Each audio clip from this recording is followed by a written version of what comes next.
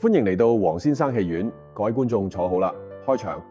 如果我今日問你，你而家手上有400萬現金，夠唔夠你退休啊？你會點答啦？有啲人會笑，夠啦，400萬喎，邊有咁易使晒啊？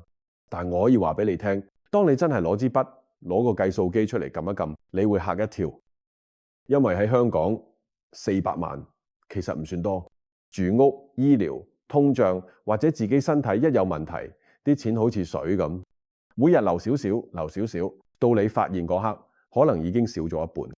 但另一方面，如果你識得分配，懂得策略，呢400萬其實可以變成你人生最後30年嘅靠山，唔使移民，唔使炒樓，唔使搏命，你一樣可以喺香港安安樂樂咁過。問題唔係錢夠唔夠，而係你識唔識用。今日我想同大家講一個方法，叫5桶錢分配法啦。5桶錢代表5個角色，有啲係守護你，有啲幫你生息，有啲令你瞓得安樂，有啲令你生活有味道。400萬唔係盡頭，而係起點。咁講到退休，香港人嘅平均壽命其實好長，男士82，女士88，即係話如果你65歲退休，你仲要過最少20年人生。如果身體好啲，可能30年。咁30年要幾多錢？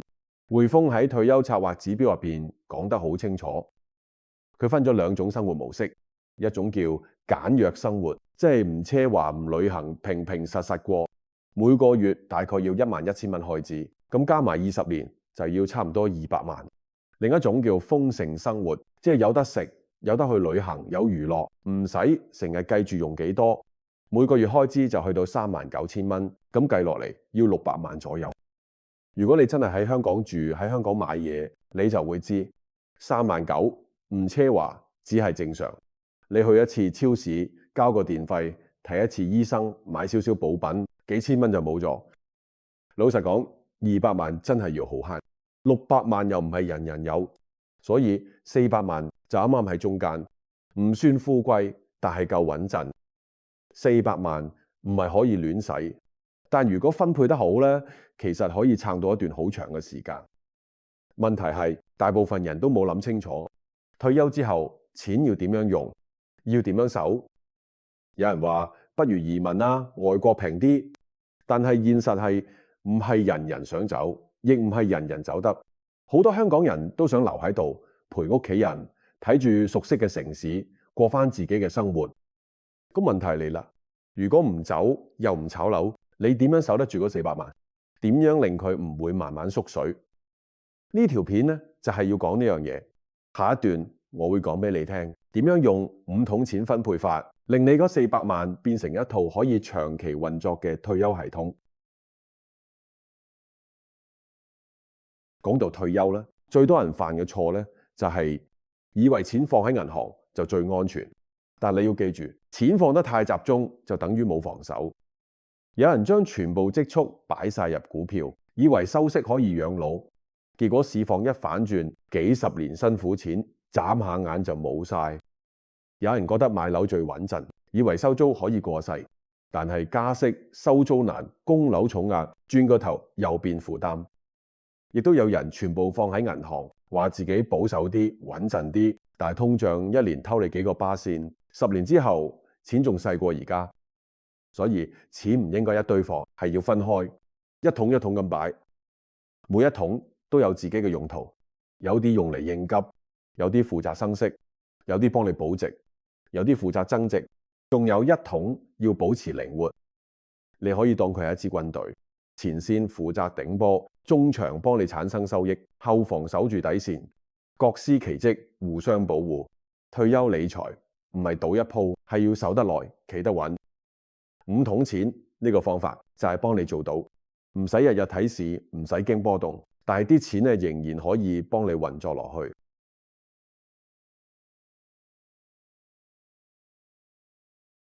講到5桶錢，第一桶最重要，呢桶唔係用嚟賺錢嘅，係用嚟救命。第一桶緊急現金流，大約佔成個資產15%，即係60萬左右。呢桶錢係你人生嘅防火牆，唔係投資，唔唔係回報，係你有事嘅時候可以頂一頂，最少要留半年開支。例如你每個月使2萬，就應該預留呢大概12萬。點解？因為人生有時你唔知幾時出事，可能公司裁員，可能屋企老人家要睇醫生，又或者你自己身體出問題，嗰陣時呢桶錢就係你嘅救生圈。擺法唔好貪利息，一半放末期，一半放短期定期，係要方便用，隨時拎得出，又唔會蝕本。唔好心思思拎去投資。呢桶錢你要當佢唔屬於自己嘅，佢唔係用嚟賺息嘅，係用嚟救命嘅。第二桶就係你嘅出糧桶。第二桶固定收入來源大約佔成個資產25%，即100萬左右。呢桶係幫你產生現金流，令你每個月有穩定收入，唔使靠仔女，唔使靠彩數。雖然選擇唔多，但係都有啲穩陣方案，可以考慮政府出嘅銀色債券，息率唔高，但係穩定3-4%。又或者參加香港年金計劃，一次過放錢入去，每個月都有固定嘅回報，好似一份人工咁，幫你鎖定生活開支。再唔係就擺入定期或者短債基金，波幅細，現金流穩。目標係每個月有8000至1萬蚊現金入賬。呢個數唔會令你發達，但係夠你穩穩陣陣過日子。呢桶錢唔係要博高回報，係要你每個月瞓得安樂，唔使睇股價，唔使計息率。第三桶就係防守型保值資產。第三桶保值防守大約佔成個資產20%，即80萬左右。呢桶係幫你抗通脹，保住購買力。講白啲，唔係幫你賺錢，係唔好俾個世界偷你啲錢。通脹無聲無息咁食你老本，你唔對沖，10年後400萬可能變300萬購買力。咁點樣對抗？可以考慮實體黃金，例如金幣啊，放喺保險箱度，唔使多，10萬20萬夠晒應急。又或者買金相關基金，唔使自己存實金，但係價值會跟住金價走。部分人會擺啲外幣定期，例如美元，用嚟分散風險。呢啲都唔係投資，係避險。就好似你屋企有滅火筒，你唔希望用得着，但係出事嘅時候，佢就係救命嗰樣嘢。到呢度，你嘅退休計劃已經有咗個底。第一桶幫你應急，第二桶幫你出糧，第三桶幫你守住價值。3桶加埋，已經可以令你唔使日日睇新聞，唔使驚升跌。你唔係要贏人，你只係要守得住自己。講完前3桶，即係你嘅防守線，依家就要講第4桶，攻擊線啦。第4桶增值投資，大約佔成個資產30%，即係120萬左右。呢桶錢唔係用嚟搏，係用嚟追得上通脹。講白啲，就係唔好俾個世界行得太快，而你嘅錢追唔上。400萬入邊攞大概120萬出嚟做增值投資，方向可以好簡單：股票、基金、ETF， 唔需要短炒，唔需要日日睇新聞。重點係穩中求勝。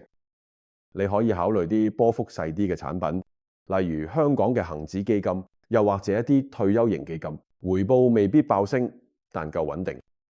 如果想再分散啲，可以買少少外國市場，例如美國大型企業指數基金，又或者港股高息類基金。呢啲產品唔花巧，但有2個優點：第一，費用低；第二，唔需要你日日對住熒幕。你只要設定好方向，每年檢查1次，確保佢仍然跑贏通脹，已經足夠啦。有句說話好啱，退休之後要減風險，唔係減回報。意思就係唔好貪快，唔好搏命，但亦都唔好俾通脹慢慢食你老本。投資穩陣啲，人先唔使成日提心吊膽。投資亂嚟，唔止輸錢，連覺都瞓唔安樂。跟住就係最後一桶，第5桶，自由同願望。第5桶啊，彈性願望基金，大約佔成個資產1成，即係40萬左右。呢桶錢唔係用嚟賺錢，係用嚟使錢嘅。退休唔係坐喺屋企數銀紙，而係要嘆世界。呢桶錢呢，就係你嘅自由基金，你可以用嚟去旅行，學下興趣班，送禮俾孫，做下善事，甚至買件你中意但以前唔捨得買嘅嘢。呢40萬係你第二人生嘅燃料。有啲人退休之後好快悶，因為佢哋淨係得防守，有錢但係冇生活，有安全感但係冇方向。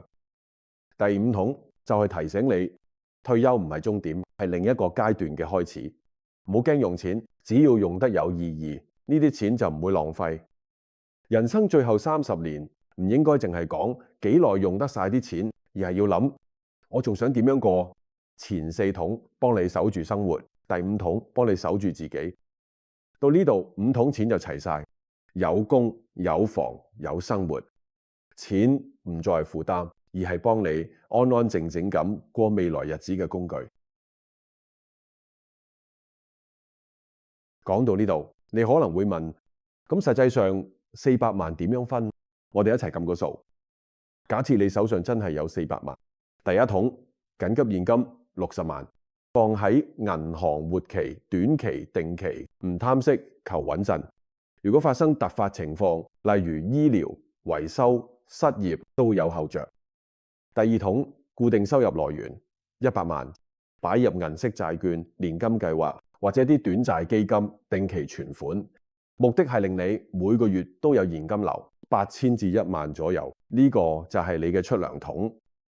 第3桶保值防守資產80萬，可以係黃金、ETF 或者部分外幣定期，唔係用嚟賺，係用嚟守，確保你嘅購買力唔會俾通脹蠶食。第4桶增值投資120萬，放喺啲穩陣型基金或者 ETF， 例如恒指基金、全球指數基金，唔使短炒，唔使日日睇市，只要跑贏通脹就已經達到目的嘅。最後第5桶願望基金40萬，呢桶錢係俾自己用嘅，去旅行、學下興趣、送下禮俾屋企人，甚至捐下錢做下善事。錢用得開心先有意思。咁加埋落嚟，呢個組合平均每年都有3至4個巴仙回報，即係話一年大約有12萬到16萬收入，平均每個月就有13000至15000左右。再加埋第2桶嘅固定收入，每月可以有多一筆年金現金流入，足夠應付香港簡約生活開支。唔豪唔貪，但係夠穩夠安心。你會發現退休其實唔一定要1000萬，只要你識得分配、識得控制，400萬都可以令你過得安穩有尊嚴。